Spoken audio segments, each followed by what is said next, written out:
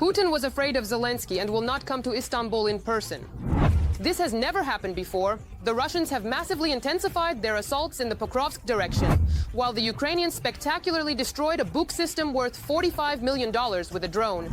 The Russian army is suffering heavy losses. Stabilization points in the rear are overflowing with wounded. A Molotov cocktail was thrown at the house of the British Prime Minister Starmer. Gamers from all over the world are coming to Ukraine to become FPV drone operators. Hello, my name is Karina Kleishun, and before we begin, please subscribe to our channel. Like this video if we've caught your interest. Things are about to get heated. Trump is confident that Russia will agree to a ceasefire. He stated this personally when he mentioned that he might also plan to attend the meeting with Zelenskyy and Putin in Istanbul on May 15th. Let me remind you, Europe, the US, and even China have united in the opinion that Russia must agree to a 30-day ceasefire. Russia has already responded to this in its own way. We already heard a warning about this the day before yesterday. If you remember, those warnings were also delivered in a rather ultimatum-like manner. Such ultimatum language is unacceptable for Russia, so it doesn't work. You can't talk to Russia that way. But will Putin go? Most likely, no. As reported by Russian media, Putin will not fly to Istanbul, and there are no such plans at the moment. However, as they say, a plain boo is being prepared for Lavrov and Ushakov. But the decision of the Kremlin coward remains uncertain.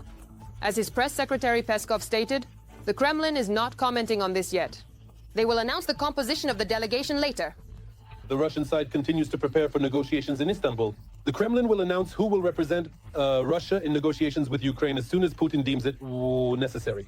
As the head of the president's office, Andriy Yermak stated, Ukraine is ready for any format of negotiations. But the first step is a ceasefire. It is impossible to talk about peace when our cities are attacked by missiles and drones every day. This is exactly what I stated during my participation in the Copenhagen Democracy Summit of 2025.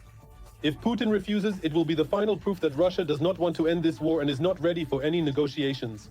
Earlier, European leaders stated that they would impose additional sanctions against Russia if Putin does not agree to peace. We are preparing additional sanctions targeting the energy and financial sectors.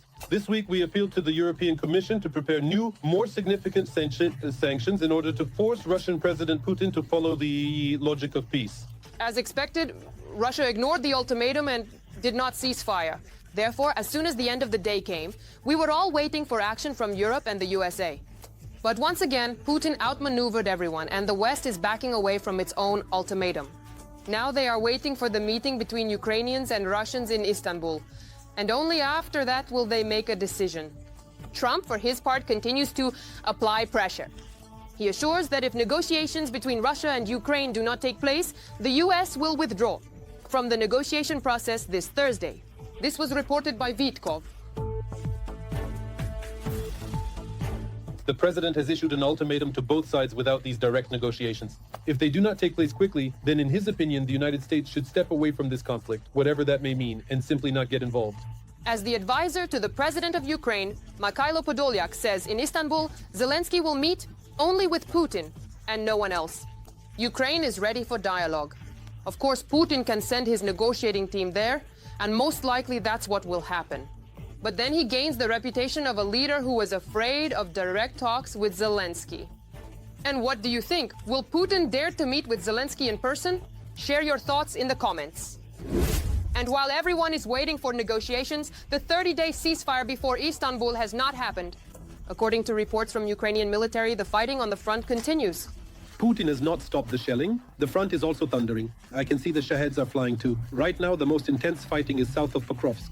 Since early morning, they've been hitting us with glide bombs, and there are assault attempts by the Russians. Some are waiting for Europe's response to the fact that Putin hasn't stopped the shelling since May 12th. The Russians have advanced near Kostiantynivka in the Donetsk-Arns region and continue to launch drones over Ukraine. On one of these drones, they left the inscription, there will be no truce. In addition, according to the deep state resource, the Russians have advanced in Toretsk, as well as near the settlements of Romanivka and Novolenivka, in the Pokrovsk direction. In the Pokrovsk direction, the enemy troops are coming in waves. Over the past day, the armed forces of Ukraine repelled more than 70 assaults in over 10 settlements and destroyed more than 30 artillery systems, which indicates an increase in their number in this direction. there is also increased activity with partial advances on the southern and northeastern flanks. Every voice matters. Join our community, support independent journalism and help us bring you the truth from Ukraine. Become a member of Ukraine Today. Join us now. However, Ukrainian soldiers continue to fight. Over the past day, the occupiers lost more than 1,000 of their troops, 2 tanks, 14 armored fighting vehicles, 62 artillery systems, and 138 vehicles and fuel tankers. In addition, Ukrainian soldiers spectacularly destroyed the latest Russian Buk of Vog and Pug M3 and the Uragan Gotoko-1 multiple rocket launcher system. It has also become known that, for the first time in history, a Ukrainian drone equipped with a grenade launcher eliminated an enemy infantryman.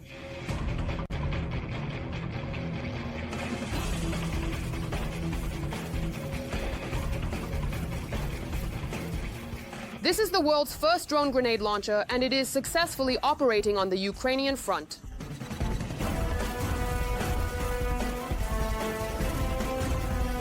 The Ukrainian army is becoming more technologically advanced and stronger with each passing day.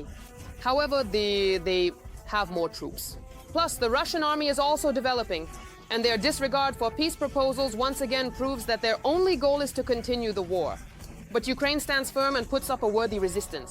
Leave a like under this video to support the brave Ukrainian soldiers, or write a few words of encouragement in the comments. I know they are watching us. Putin doesn't care about his own soldiers. He is ready to fight to the last man. And Russia's mobilization resources are very large. Yes, there are many of them, but they are also losing about 1,000 soldiers a day. Footage has surfaced online showing a stabilization point in Russia where there are heaps of wounded Russian soldiers.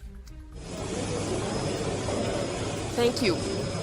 This is what those who go to kill for Putin look like. But you won't hear about this on Russian television. Meanwhile, a Molotov cocktail was thrown at the home of British Prime Minister Keir Starmer. A fire broke out, the entrance to the house was damaged, but no one was injured. An anti-terrorism unit is working at the scene. The Prime Minister thanks the emergency and rescue services for their work. The incident is being investigated in real time, and we will not be providing any further comments. Law enforcement is investigating whether the attack on the Prime Minister's property is connected to another arson at a neighboring property. The Verkhovna Rada of Ukraine has adopted as a basis amendments to the budget code for the subsoil agreement.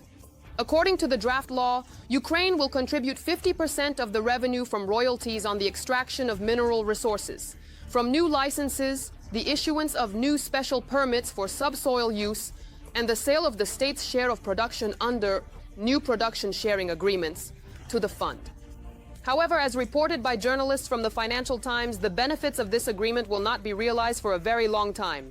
The subsoil agreement between Ukraine and the United States will not lead to the start of extraction for at least 10 years and will require significant investment from the private sector. Serious obstacles include the ongoing war with Russia, a lack of geological data, and damaged infrastructure. These factors complicate the situation. Taking these factors into account, the first minerals from new mines under this agreement may not appear before 2040.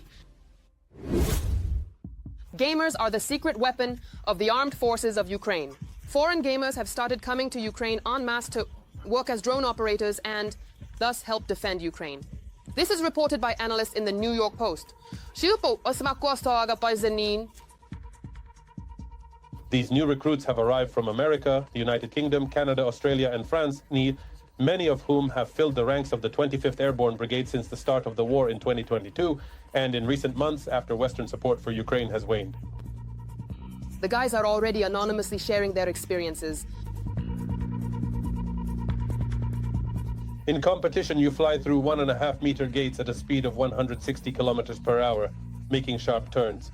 Everything depends on precision and reflexes. I plan to use everything I've learned to help Ukraine. According to sources, there are hundreds of such guys. There are especially many Americans, for which we are endlessly grateful. To them in Ukraine. Russia continues to destroy Ukrainian cities and villages, especially near the front line. In the Kharkiv region, another strike by a guided aerial bomb was recorded in the village of Sadovod. A large-scale fire broke out there, but Ukrainian rescuers managed to extinguish it and save not only people, but also animals. One of the firefighters noticed a rabbit that was engulfed in flames and rescued it. This photo evokes both pain and respect at the same time. In Ukraine, Inan, every life is respected. That's all for now. Give this video a like. Subscribe so you don't miss the next episodes, and we'll definitely see each other again.